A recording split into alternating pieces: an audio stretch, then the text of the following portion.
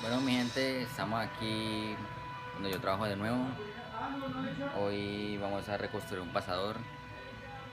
Vamos a soldarlo con soldadura 350 de 532 y espero les guste el video. Bueno gente, este es el pasador ya montado. Ahí pueden ver la parte que está más gastada. Le soldé ese tornillo para que pudiera girar en el torno sin ningún problema. Ahí pueden ver cómo está desgastado el pasador. Ahí debemos echarle bastante soldadura. Aquí lo ponemos a girar en el torno. Hacemos una raya a ver dónde nos falta más soldadura, bueno, o dónde vamos a rellenar más con soldadura. Como podemos ver, ahí ya marcamos la raya, apagamos el torno para que podamos movilizarlo mejor. Lo ponemos en neutro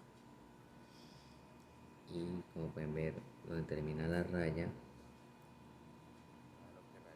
es donde le falta más soldadura. Y como pueden ver, donde vamos a rellenar.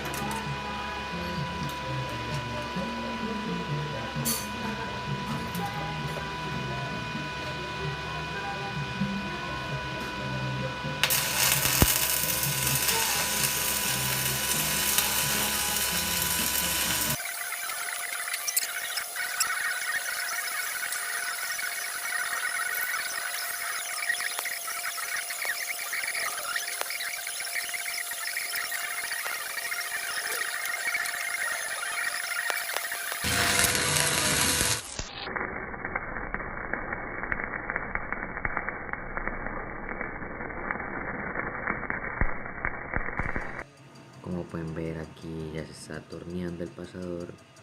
Ya se le van a dar medidas precisas, exactas, para que así mismo entre el buje.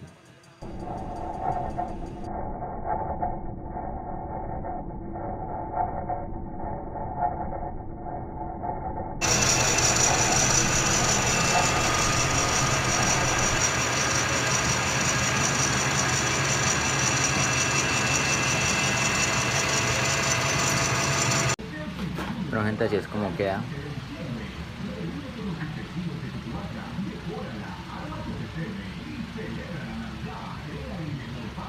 Esos huequitos que ven son las graseras. Ahí es por donde sale grasa. Y acá es donde se le inyecta.